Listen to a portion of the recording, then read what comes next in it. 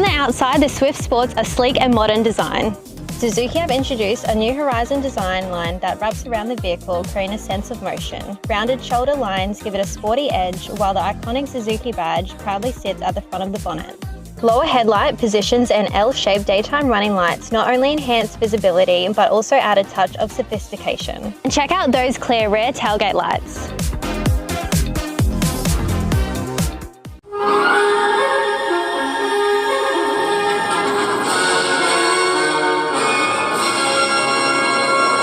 Good morning, this is ABC Ballarat, Bendigo and South West Victoria News. I'm Jean Bell.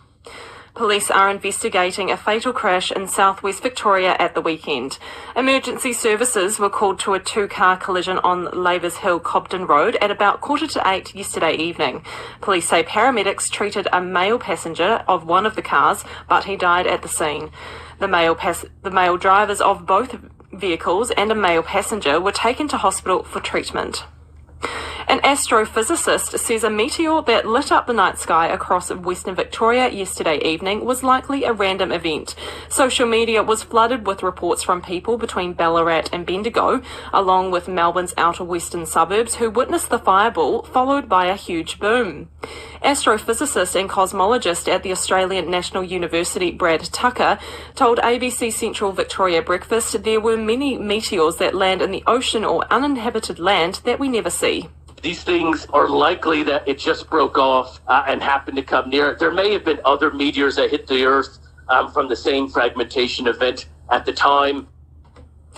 The Mayor of the Moorabool Shire says there is no place for hate in the region after a gathering of neo-Nazis in the Bacchus Marsh and Balan area at the weekend. Laura Mayers reports. Dozens of members and supporters of the National Socialist Network gathered on Saturday at the Bacchus Marsh train station before spending the weekend at a caravan park outside of Balan. It follows a rally on Friday night in the Melbourne CBD where over 100 men wearing black marched, chanting racist rhetoric. Moorabool Shire Mayor Paul Tatchell says he's proud of his multicultural community. These people probably should just stay to their own patch. Yeah, the people around here weren't happy about them being here. Victoria Police increased its presence in the Shire over the weekend to prevent any breaches of the peace. The Premier Jacinta Allen told the ABC Nazis don't belong in this country.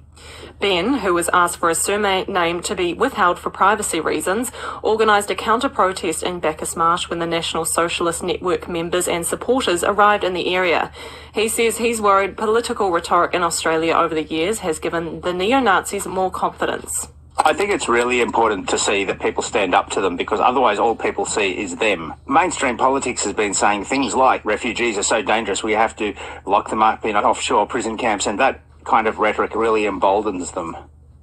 A stretch of road in Western Victoria will get a much-needed upgrade thanks to a federal government funding boost. $5 million has been earmarked for the Buanga Ben Nevis Road upgrade, which will reconstruct and widen about 6 kilometres of the road, which is in very poor condition. Ararat Rural City Shire Mayor Joe Armstrong says the council has contributed $1.25 million towards the project. As a critical connecting road for freight particularly, as well as tourist traffic, we need to do our very best to make sure that passage on that road is safe and efficient. A teenager has been charged with the alleged assault of another girl outside Echuca College on the 1st of August. The ABC understands the alleged assault happened after school at a bus stop and involved 2 students. Police have charged a 14-year-old girl with intentionally causing injury and unlawful assault. She has been bailed to appear before a children's court. The Greater Bendigo City Council has received its lowest community satisfaction result in a decade. Tamara Clark reports. Community consultation with Greater Bendigo's council performance has hit a 10-year low and is below average for the state's regional centres. The top areas for improvement were community consultation, waste management and the maintenance of sealed roads. The 2025 survey found residents in rural areas tended to be most critical of council's performance. CEO Andrew Cooney says the council recognises a need to improve how it engages with residents and communicates decisions. Meanwhile, a separate internal survey reported positive feedback on the council's customer service experience in the past year. And construction has officially started in Beaufort on 10 new worker houses to assist with the regional housing crises. The 2 or 3 bedroom homes will offer regional options for both long-term and seasonal workers and their families. especially in agriculture, healthcare, construction and manufacturing. The Victorian Government has funded the builds through the Regional Worker Accommodation Scheme. Victoria Police is appealing for dashcam footage following a fatal crash in southwest Victoria at the weekend. Emil Pavlich reports. Police are continuing to investigate a collision between a car and a camper van on Lavers Hill, Cobden Road at around 7:45 on Sunday evening. A 26-year-old Cobden man, who was a passenger in the car, died at the scene. The driver of the car, a 24-year-old Cobden man, and 2 German nationals who were travelling in the camper van were all taken to hospital with non-life-threatening injuries.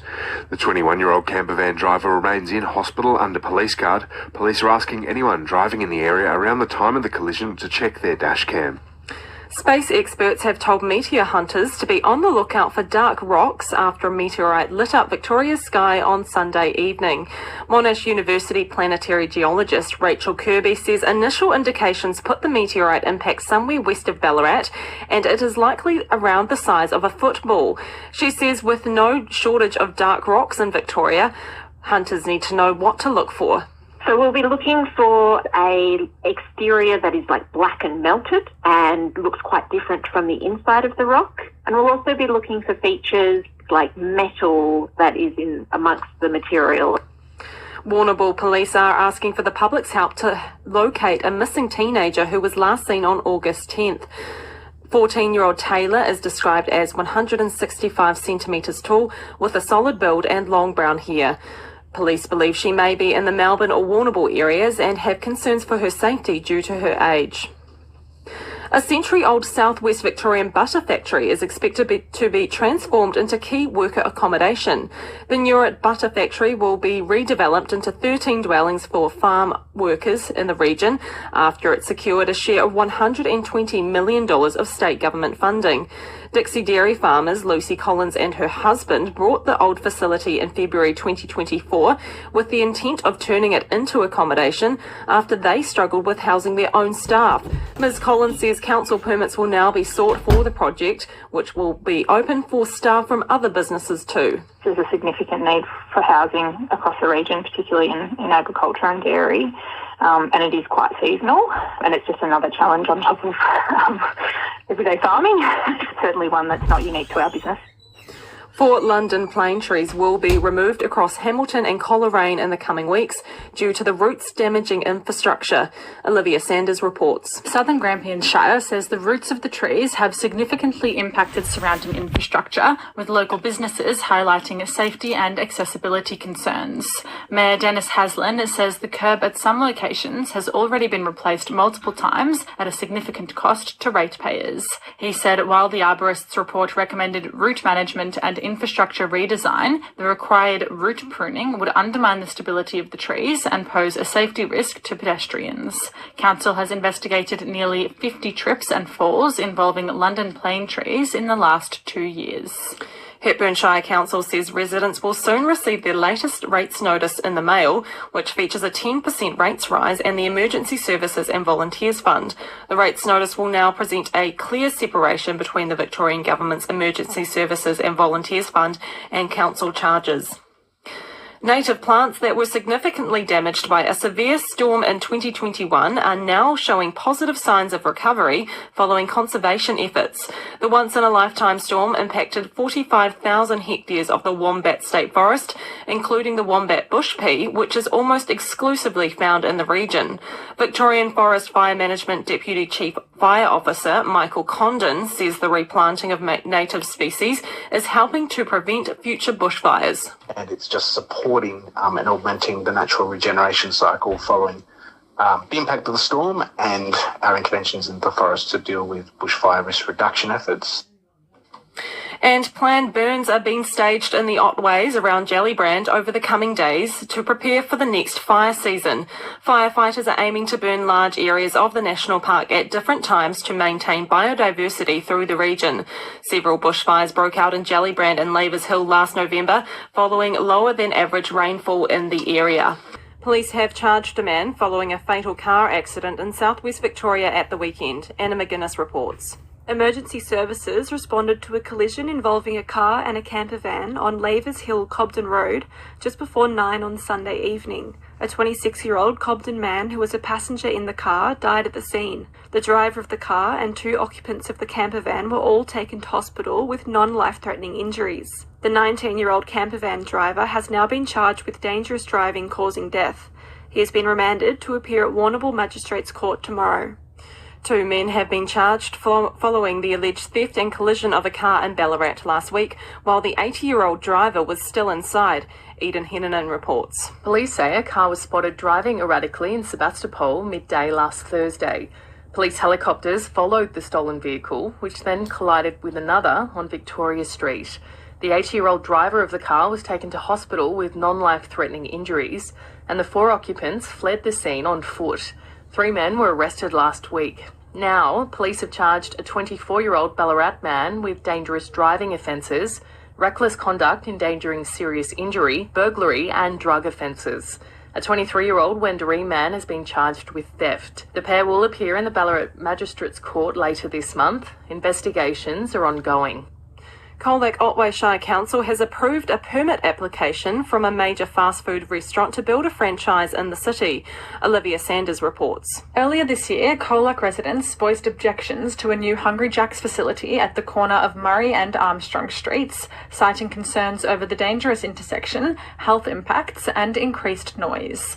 The Department of Transport has assessed the intersection and says it does not need an upgrade, while the permit applicant has altered its initial plan for 24/7 opening hours. In a planning committee meeting yesterday, present Colac Otway Shire councillors unanimously voted in favour of the permit application. Councillor Chris Potter said during the meeting, councillors are not permitted to vote based on health outcomes. Thieves have been caught stealing firewood from the Glen Park State Forest north of Ballarat, Mackenzie Archer reports. A joint operation led by the Conservation Regulator with support from Victoria Police and Parks Victoria intercepted 2 individuals and seized a trailer load of wood, 2 chainsaws and block splitters. A vehicle was also impounded by Victoria Police. The Conservation Regulator says the operation follows community reports and intelligence gathering activities which identified large-scale timber theft by several people of interest. It's alleged they were selling the illegally taken timber for firewood. Authorities are urging anyone with information on firewood crime to call 136 186.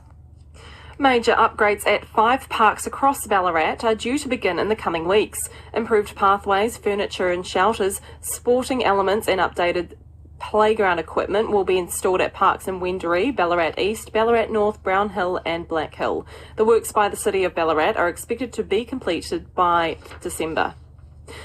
A Victorian farmer is calling for more research to find out how to make crops, plants and farming systems more resilient to frost. The latest ABARES horticulture survey shows that in 2023 to 2024, 60% of Victorian farms say the primary cause of crop loss was from a weather event. Minyip farmer Ryan Milgate says frost can cause huge losses in yield and quality, and there are a few ways to prevent it. He says last year his crops were down 50% on the previous year due to a combination of dry weather and frost. There's a lot of research that can be done, and like I said, with frost, we're really grappling with, how do we make plants and farming systems more resilient? Education for farmers and just helping them make good informed decisions and aiding that decision-making process is really valuable. And a number of Wannon-based community organisations will share in close to $65,000 of federal funding. All 23 applicants in the Wannon electorate were approved for the funding in the 2024-2025 volunteer grants round, which MP Dan Tehan says will help support vital community work. The funding can be used to purchase small items, cover insurance costs, or pay for items and services that support volunteers or volunteer-led activities. A teenage German tourist has been remanded in custody until early next year, facing charges related to a fatal collision in southwest Victoria at the weekend. Olivia Sanders has the details. 19-year-old Rito Bernard appeared in the Warrnambool Magistrates Court yesterday, charged with dangerous driving causing death. The German national had been on holiday in Australia for about 2 weeks when police allege he was driving a camper van that collided with a car on Lavers Hill, Cobden Road, just before 9 o'clock on Sunday evening. The car's passenger, a 26-year-old Cobden man, died at the scene. Police opposed bail, citing concerns Mr. Bernard might not return to court. Despite the offer of a $25,000 surety, the magistrate refused Mr. Bernard's bail application. He will appear in the Warrnambool Magistrates Court again in January. A 20-year-old has been charged following a fatal collision near Hamilton over 3 months ago. Matt Neal reports. On May 10th, a 53-year-old Coleraine man riding a motorcycle in Mountijub died following a collision with a car at the intersection of Mill and Taylors Roads. A 63-year-old passenger on the motorbike was flown to hospital with life-threatening injuries. Authorities say the driver of the car has now been charged with multiple offences, including culpable driving, negligently causing serious injury, and dangerous driving causing death. The 20-year-old Tirrandara man has been given bail and is expected to appear at the Warrnambool Magistrates Court in October. Police are investigating an alleged armed robbery at a fast food restaurant in Wendouree. Officers say they understand a man entered the outlet at a shopping centre on Gilly Street and stole 2 drinks just after 3 o'clock yesterday afternoon. Police were told the man assaulted a staff member and struck him with a bottle. The 31-year-old man was taken to hospital with non-life-threatening injuries, while the offender fled on foot. A Ballarat couple accused of multiple charges of animal cruelty are expected to receive a verdict in November following a lengthy court battle. Laura Mayers reports. Con and Ludmilla Petropoulos have been contesting nearly 20 charges related to the sale of allegedly sick and poorly treated kittens in October 2021. In final submissions in the Ballarat Magistrates Court yesterday, the RSPCA prosecutor said the illness of the kittens would have been obvious to the couple and they should have sought veterinary care. Mr. Petropoulos' defence lawyer Tim Smurthwaite told the court his client had no knowledge of the kittens at all and that Ludmilla Petropoulos did seek veterinary care. Ms. Petropoulos self-represented and made no closing oral submissions yesterday. The matter will return for verdict in early November. Energy experts have expressed concerns that many Victorian residents are unprepared to shift from the gas network to the electric network. Solstice Energy plans to phase out its compressed natural gas network in 10 regional Victorian towns, forcing over 1,100 customers to switch to bottled gas or electricity by the end of next year. While Victoria has introduced a roadmap to wean the state off gas reliance, St Vincent de Paul National Energy Director Gavin Dufty says many residents have not yet considered other energy options. My advice to regional Victorians is the Victorian government does have a policy that we're going to get off gas. So if you're on the gas network at the moment, when your appliance fails and all that, do consider alternatives. A noise nuisance trial against the state's largest gold mine begins today in Victoria's Supreme Court. Anna McGuinness reports. A couple living near Fosterville Gold Mine, east of Bendigo, will allege the mine has generated excessive noise since mid-2020. The residents claim they've resorted to sleeping in their car or staying with friends to escape low-frequency noise. Fosterville Gold Mine attempted to have the case dismissed last year and says any noise emitted by its operations is not unreasonable. The state government greenlit the mine's expansion plans in May. The judge-only civil trial in Victoria's Supreme Court is expected to begin today and run for 10 days. And the City of Ballarat is inviting residents to have their say on the future of shared e-scooters and e-bikes in the city, with 2 face-to-face consultation events happening today. The state government has run a 3-year trial and made legislation changes to allow e-scooters and e-bikes to be a permanent fixture. Residents are invited to share their views and experiences and raise possible concerns at the Sebastopol and Ballarat Central Libraries today. Check the council website for more information. An Ararat man has been charged over an alleged murder committed over 30 years ago in an inner seaside suburb of Melbourne.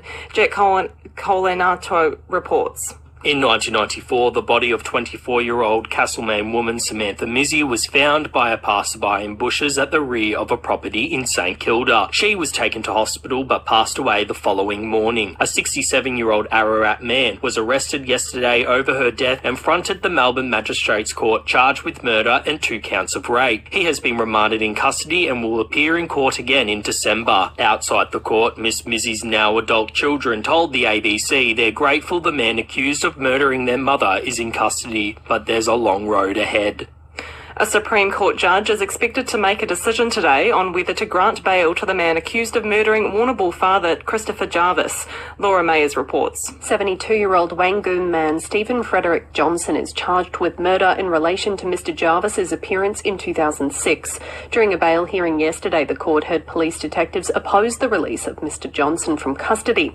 The authorities told the court they are concerned for potential evidence tampering or that Mr Johnson may influence a witness. Defence lawyers dismissed the argument, saying Mr Johnson would not risk contacting witnesses as it would incriminate himself. A decision is expected to be handed down today.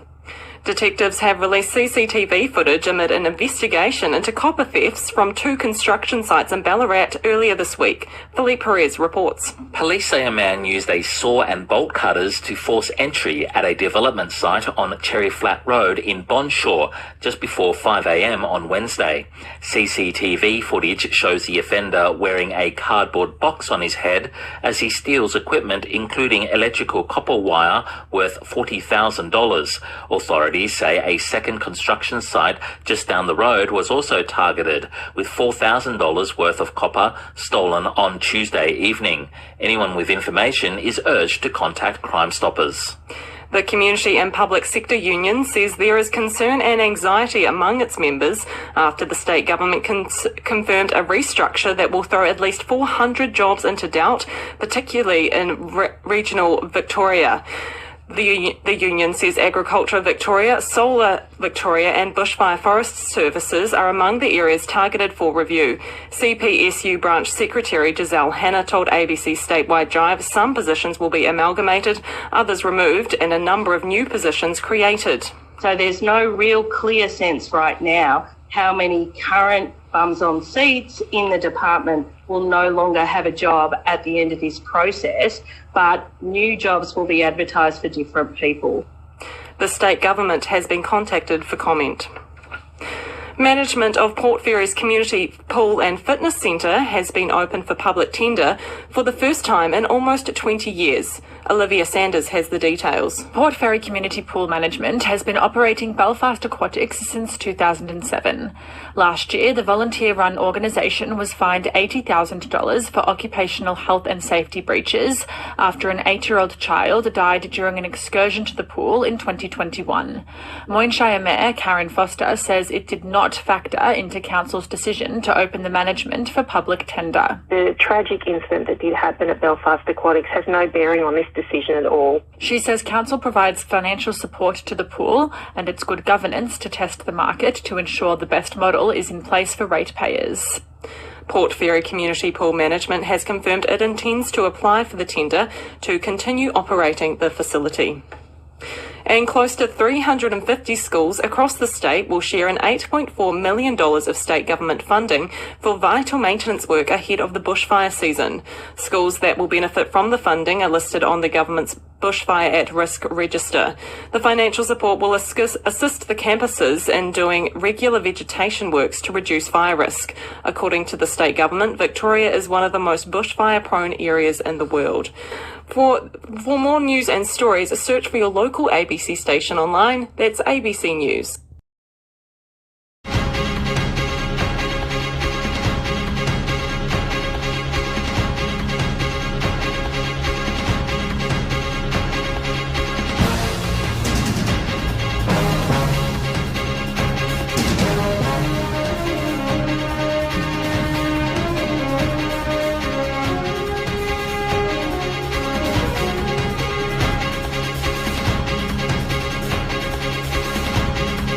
Unleash your vehicle's power beyond limits. Discover our exclusive range of Yuasa automotive batteries, engineered for unparalleled reliability and performance to power your journey like never before. Battery World. Power your passion.